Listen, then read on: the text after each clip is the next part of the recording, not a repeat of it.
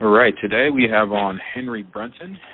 Henry is one of the world leaders in junior coaching for golf. He was named to Golf Magazine's top 100 teachers in America.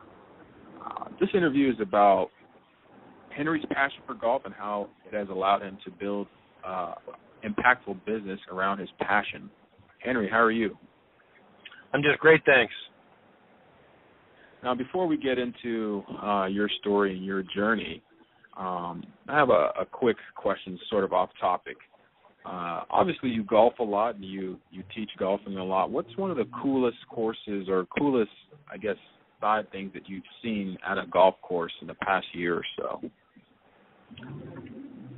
5 things that I've seen that are really cool?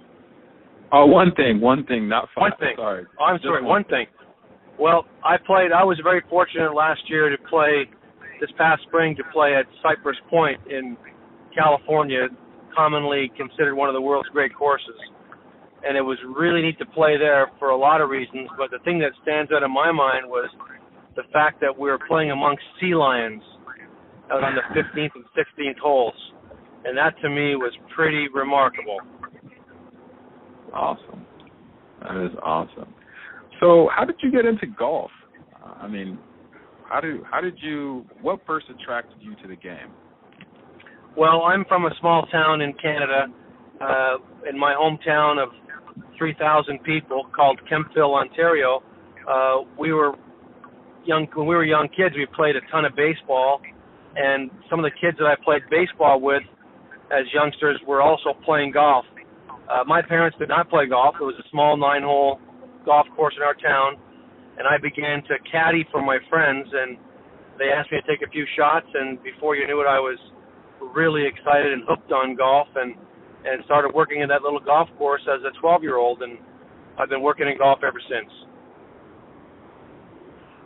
Now, take us through your teenage through college and progression. Did you ever think, even from humble beginnings into the game of golf, that you could focus your professional life on it? Yeah, I always, hoped and dreamed, as most young people do, that I'd be a professional athlete in this sport of golf, and I did my best to achieve that. It wasn't in the cards for me, but I also had a backup plan, and so I was educated at the University of Ottawa in Canada in physical education and sports science, and did my PGA apprentice training concurrent with that. So I was trained and ready to be a traditional golf professional if playing the game didn't work out, which in my case did not work out professionally. And so when I was in my mid-20s and realized that it was time to really focus on a career in golf, I was ready for that. I had a lot of years under my belt working in the business and had the background of a formal education combined with the professional vocational education and the benefit of having some wonderful mentors and people that I'd worked for to make it a possibility for me. Now, who and what were some of your mentors? Well, I was very fortunate that from the very first time I started to play golf, there was a golf professional at that little tiny golf course in Kemptville, Ontario, and he took me under his wing and helped me learn the game and learn the nuances of how to act in the game and basically be socialized into the game. So I was very lucky. His name is David Inch. And then when I was 16, I was lucky that a man at that little golf course brought me to his golf course, which was a private club 20 minutes from where I grew up, a golf club called the Rideau View Golf Club. At that golf club, I was very lucky that one of the great golf professionals in the world, actually, a great green grass golf professional by the name of Paul Sherritt, was there, and he was really blossoming with his career, and he took me under his wing and really mentored me and trained me. I worked for him for a total of 10 years, and following the 10 years that I worked for Paul, 5 of which were as an apprentice golf professional, and during that time I also got my honors degree in physical education and health science at the University of Ottawa. I then moved on to Royal Montreal Golf Club in Montreal, Canada, and worked there for 4 years and worked under two highly esteemed PGA professionals, Bruce Murray and Bob Hogarth. So I was very, very fortunate to work for great people and be brought along by some wonderful teachers. That's awesome. That's I think golf is one of the sports, and you don't know how each and every sport goes, but golf is a sport that the culture of it is awesome in the sense that you can learn a lot of the nuances and just the tricks of the trade, if you will, from one guy or one teacher, but those tricks and the trades that you may learn from that one person, you can even build upon that exponentially more by learning from another person and another person. It's almost like this endless cascade of knowledge and experience that you can tap into. Absolutely. And then I was very fortunate to, when I was trying to be a playing professional and spending my winters in Florida, I was mentored and trained by the famous Mo Norman. And Mo, as many people know, is considered to be one of the greatest ball strikers that golf has ever known, and a very eccentric and very interesting person. I was very lucky to be one of the very few to be in his inner circle, and I was trained by Mo and really learned a ton from him and gained phenomenal experience from him. Awesome. So how did you start to formulate a direction as far as what you felt you were best at and what you were being called to do as far as professionally with golf? Well, I always, loved the game, of course, and really enjoyed helping other people's experiences with the game and helping them get better. Even from when I was very young, when I was 16 and 17, I was helping other people with their games. Although not yet a professional, I was supporting people with their games and helping them, and I really got a lot of energy from that and a lot of satisfaction from that. And so when I was finished my apprentice training program with the PGA, I was teaching, modestly. I was teaching some lessons and some clinics at Royal Montreal Golf Club. That's where I got a chance to really spread my wings, and I began to teach there full time and taught from sun up to sundown virtually every day of the week or 6 days a week, and augmented that with playing the game. So I was fully immersed in teaching and playing and really had a chance to do that. And then, of course, on top of that, I would explore being around the best teachers and players whenever I could in the off season in Florida at teaching summits and education seminars, and just tried to soak up as much information as I could and try to be the best I could be at teaching and coaching the game. Now, I said at the top of the interview that you're one of the world leaders in junior coaching. It's kind of awesome that you started off when you were learning as a teenager, helping other people. What are some of the differences in teaching kids about their swing from teaching, say, somebody like me, somebody who's 30, who maybe is an okay golfer, but you have to treat them differently than you would treat a 9 or a 10-year-old, right? Yeah, no, it's a totally different approach to teaching and coaching children, and of course we respect their developmental stages and their biological ages and their chronological ages and their goals and their aspirations and just what they're looking for from their experience in sport. So my background in education and coaching lends itself towards that, plus my interest in really wanting kids to have opportunities that I wish I would have had. So those things kind of fuel me, and it's what I love to do, and I get a lot out of it. Cool. What's one of your favorite things to teach? Well, in terms of helping young golfers, it's really fun to to teach them to be better people through the sport without them having to know that that's happening. So they think it's all about the sport, but it's all about helping them develop and mature in a way that's going to have them live a better life as they go forward. So helping them learn to respect their parents when they go through those often problematic years where they're going through puberty and trying to figure the world out, to realize to help them get grounded in what's really important and what maybe isn't so important, and to help them go forward with their sport in a healthy way, but realize that the sport can catapult them as people in a way that they probably never imagined, whether it's by making great personal choices off the course with friends and choices, whether it's not getting involved with drugs or not abusing alcohol, and also realizing that they've got great role models and great centers of influence at a golf club they can tap into as they mature and become professionals in whatever walk of life they decide to go through. That's awesome.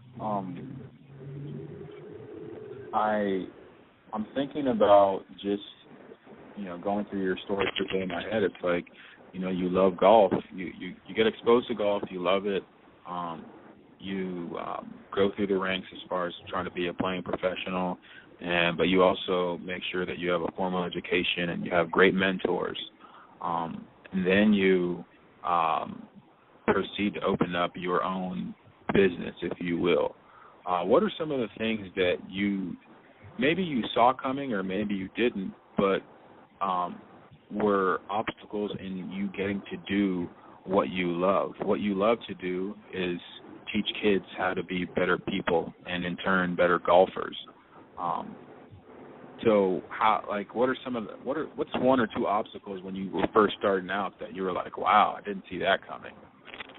Well, I guess the first one was I had to have a change in my belief system. In Canada, as everyone can, of course, appreciate, we have a long off season. So when I was a young person or at a different stage of my career, there really wasn't anyone in Canada who was making a dignified living being a professional golf teacher. There may have been an occasional exception, but they were very, very rare for sure, people that were making a full-time living as golf teachers and coaches. And so I had a big change in my life when I met the great Bob Toski, one of golf's great teachers, and also he was a great player. Well, in 1994, when I was still a club professional, teaching a lot, but still a club professional and really earning my living primarily from being a club professional and subsidizing it with my efforts in teaching, and I had a chance to meet Mr. Toski, and I asked him if he thought that it would be a reasonable thing to make a full-time living as a golf teacher in Canada. And he encouraged me to do it and thought there was a way. And so I guess we'll never know if I would have not done it otherwise, but he gave me the confidence and inspiration to say, hey, why not? And so that led me down the path that I'm on now, and some 12 years after that point, I opened my own business, and I've never looked back. Awesome. What are some of your, so you've been in the junior coaching, let's call it a niche, for how many years now? Well, I became a full-time coaching specialist, if you will, in 1998.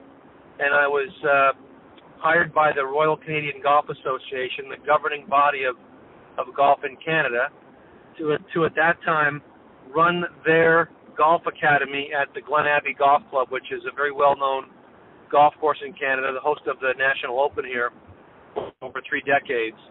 And then also be part of a pilot project for a national player development program. And so the good news was that it went well with the Royal Canadian Golf Association. I worked for them for a total of 13 years, just finished working for them in 2011. And then I also started my own business in about the year 2000. And so I worked for them on a full-time basis and started my own business in about 2000. And my business kept growing and growing to the point where in 2011 it was a good decision for me to say thank you for a phenomenal opportunity to be Canada's national coach for all those years. But I've just got too much going on in my own business. I want to keep building and going in that direction. So now I'm fully on my own business, and it's a lot of fun. That's the dream, right? You know, like at the end of the day, you want to be able to do it your way, like Sinatra says. So that must have been a great feeling. Yes, it is. And again, I would never be at the level that I'm at today without the tremendous experience and support I got from the Royal Canadian Golf Association, which is now known as Golf Canada. But I'm now off to bigger and better things. I've got a wonderful partner in America, Dr. Rick Jensen from Boca Raton, Florida. He and I are partners. We do a program for the Titleist Performance Institute in California called Certified Golf Coach. So our mission is to change the way golf is taught and coached around the world, and we're training coaches on being better and making a better living. So these are the kind of projects that make me excited and give me a lot of joy and passion. That's awesome. So what are some of your future goals, just with what you're doing? You actually touched on that, the last question with Dr. Rick Jensen, but what are some of your other future goals going forward?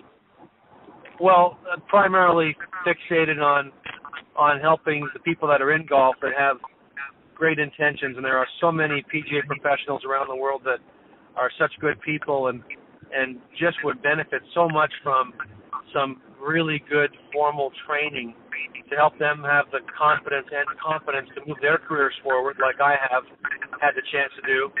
That really gets me excited. And I have also a passion to get my own facility set up in a Sunshine State like Florida where I can operate sort of year-round, so I'm not just down there a little bit. I can finish the season in Canada and have a home base in Florida where I can do some really neat things, whether it's coaching athletes or conducting workshops for coaches and really just do it on my terms, as you said. Awesome. All right. The last question, not always the easiest, but it's a fair question in my book. Looking back, you have the privilege of saying, you know, hey, I got to learn a lot and I had a lot of help, but I definitely created a business, a path that I can walk, you know, for the foreseeable future. What are some of the lessons that you have learned along the way? Well, I think some of the lessons that I've learned, you need to be true to yourself, authentic with yourself, do what you love to do, follow that passion, make sure that it's a realistic possibility. You can't be a dreamer, but you need to be a person who dreams. There's a difference, I think, there. And I think you have to surround yourself with people that are smarter than you are, that have different viewpoints so that they can help you get back to the center, as it were. I'm very fortunate. My wife is a PGA professional. She's a very talented person, and she sees things a little differently than I do, so she helps bring things into maybe a more clearer perspective than I would otherwise by myself. And to realize, as the Japanese say, kaizen, there's a way to get better every day, a small way to get a little better every day. And of course, we know that we know so little compared to what's out there. So although it's going very well for me right now, and I'm very happy, and I think in many ways I'm in a leadership ahead of the curve position in the industry that I'm in, I realize that, boy, there's so much more to learn and so much more ground to take up, and I'm very excited about continuing along that pathway as I move forward. That's, wow. You killed that question. That was awesome. Be true to yourself. That's one that I think we all think. We internalize like, okay, yeah. But I truly think that we don't do it enough. It's something that I constantly have to push myself like, no, you do go after, read, research what you feel is, what's really on your heart, what's really motivating you. So that's awesome to hear from you. Thank you. Now, before I let you go, where are some of the places that we can find you online, or that we can learn more about what you are doing in junior golf and just in golf in general? Yeah, I have a website called henrybrunton.com, like my name, and I published 2 books. One book is called Journey to Excellence. That was published in 2009, and I published High Performance Golf, which was published last year in 2012. So yeah, my website's the best place to find me.